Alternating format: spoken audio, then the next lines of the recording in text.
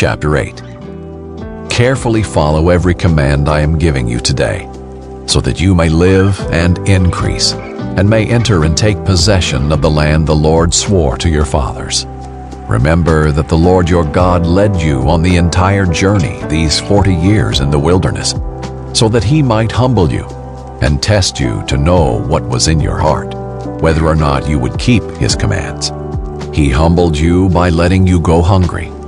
Then he gave you manna to eat, which you and your ancestors had not known, so that you might learn that man does not live on bread alone, but on every word that comes from the mouth of the Lord. Your clothing did not wear out, and your feet did not swell these 40 years. Keep in mind that the Lord your God has been disciplining you just as a man disciplines his son. So keep the commands of the Lord your God by walking in his ways and fearing him. For the Lord your God is bringing you into a good land, a land with streams, springs, and deep water sources, flowing in both valleys and hills, a land of wheat, barley, vines, figs, and pomegranates, a land of olive oil and honey, a land where you will eat food without shortage, where you will lack nothing, a land whose rocks are iron, and from whose hills you will mine copper. When you eat and are full, you will bless the Lord your God for the good land he has given you. Be careful that you don't forget the Lord your God by failing to keep his commands, ordinances, and statutes that I am giving you today. When you eat and are full, and build beautiful houses to live in, and your herds and flocks grow large, and your silver and gold multiply, and everything else you have increases, be careful that your heart doesn't become proud, and you forget the Lord your God, who brought you out of the land of Egypt, out of the place of slavery. He led you through the great and terrible wilderness with its poisonous snakes and scorpions, a thirsty land where there was no water. He brought water out of the flint rock for you.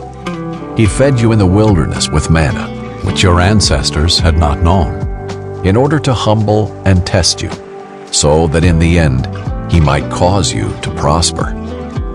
You may say to yourself, "My power and my own ability have gained this wealth for me." But remember that the Lord your God gives you the power to gain wealth, in order to confirm his covenant he swore to your ancestors, as it is today. If you ever forget the Lord your God, and follow other gods to serve them, and bow and worship to them, I testify against you today that you will certainly perish. Like the nations the Lord is about to destroy before you, you will perish if you do not obey the Lord your God. Chapter 9. Listen, Israel. Today you are about to cross the Jordan to enter and drive out nations greater and stronger than you, with large cities fortified to the heavens. The people are strong and tall, the descendants of the Anakim. You know about them, and you have heard it said about them, "Who can stand up to the sons of Anak?" But understand that today the Lord your God will cross over ahead of you as a consuming fire.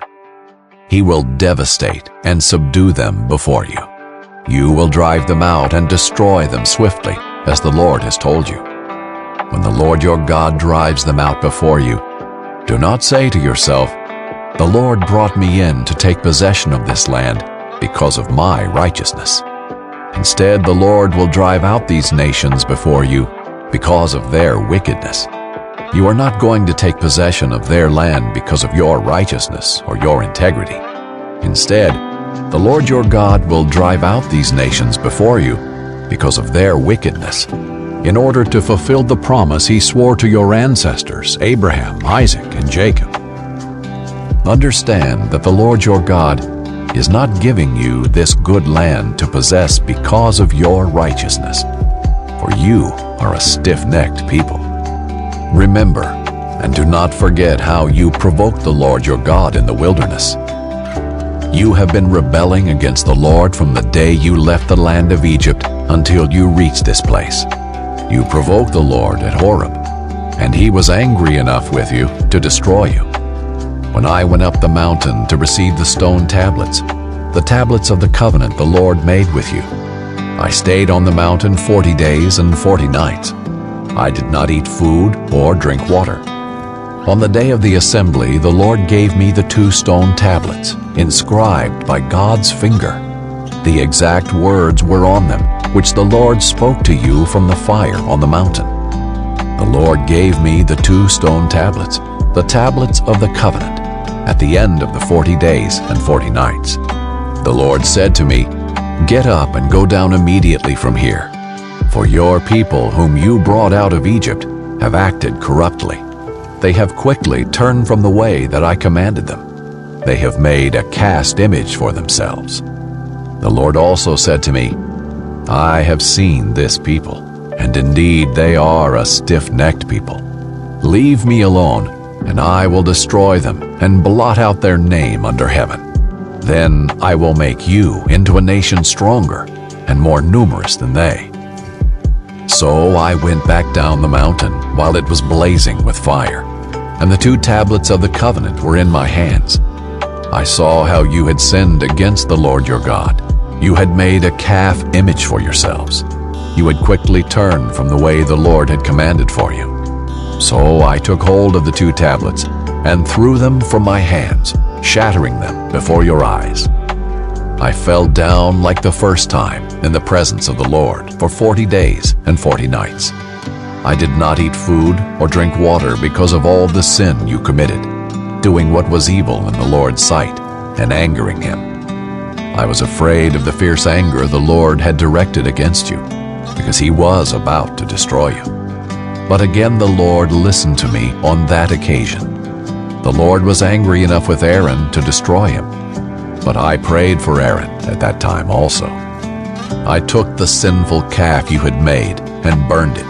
I crushed it, thoroughly grinding it to powder as fine as dust, and threw its dust into the stream that came down from the mountain. You continued to provoke the Lord at Taberah, Massah, and Kibroth-Hattaavah. When the Lord sent you from Kadesh Barnea, he said, "Go up and possess the land I have given you." You rebelled against the command of the Lord your God. You did not believe or obey him. You have been rebelling against the Lord ever since I have known you. I fell down in the presence of the Lord 40 days and 40 nights because the Lord had threatened to destroy you. I prayed to the Lord, "Lord God, do not annihilate your people, your inheritance, whom you redeemed through your greatness and brought out of Egypt with a strong hand. Remember your servants Abraham, Isaac, and Jacob. Disregard this people's stubbornness and their wickedness and sin. Otherwise, those in the land you brought us from will say, 'Because the Lord wasn't able to bring them into the land he had promised them, and because he hated them, he brought them out to kill them in the wilderness.' But they are your people, your inheritance, whom you brought out by your great power and outstretched arm." Chapter 10. The Lord said to me at that time, "Cut 2 stone tablets like the first ones, and come to me on the mountain and make a wooden ark. I will write on the tablets the words that were on the first tablets you broke, and you are to place them in the ark." So I made an ark of acacia wood, cut 2 stone tablets like the first ones, and climbed the mountain with the 2 tablets in my hand. Then on the day of the assembly the Lord wrote on the tablets what had been written previously, the 10 commandments that he had spoken to you on the mountain from the fire. The Lord gave them to me, and I went back down the mountain and placed the tablets in the ark I had made. They have remained there as the Lord commanded me. The Israelites traveled from Beeroth Bene-Jaakan to Mosera. Aaron died and was buried there, and Eleazar his son became priest in his place. They traveled from there to Gudgoda, and from Gudgoda to Jotbathah, a land with flowing streams. At that time the Lord set apart the tribe of Levi to carry the ark of the Lord's covenant, to stand before the Lord to serve him, and to pronounce blessings in his name, as it is today. For this reason, Levi does not have a portion or inheritance like his brothers. The Lord is his inheritance, as the Lord your God told him. I stayed on the mountain 40 days and 40 nights like the first time. The Lord also listened to me on this occasion. He agreed not to annihilate you. Then the Lord said to me, "Get up, continue your journey ahead of the people, so that they may enter and possess the land I swore to give to their ancestors." And now, Israel, what does the Lord your God ask of you, except to fear the Lord your God by walking in all his ways, to love him, and to worship the Lord your God with all your heart and all your soul? Keep the Lord's commands and statutes I am giving you today for your own good. The heavens, indeed the highest heavens, belong to the Lord your God, as does the earth and everything in it. Yet the Lord had his heart set on your ancestors and loved them. He chose their descendants after them. He chose you out of all the peoples, as it is today. Therefore, circumcise your hearts, and don't be stiff-necked any longer. For the Lord your God is the God of gods and Lord of lords, the great, mighty, and awe-inspiring God, showing no partiality and taking no bribe. He executes justice for the fatherless and the widow, and loves the resident alien, giving him food and clothing. You are also to love the resident alien, since you were resident aliens in the land of Egypt. You are to fear the Lord your God and worship him. Remain faithful to him and take oaths in his name. He is your praise, and he is your God, who has done for you these great and awe-inspiring works your eyes have seen. Your ancestors went down to Egypt, 70 people in all. And now the Lord your God has made you numerous like the stars of the sky.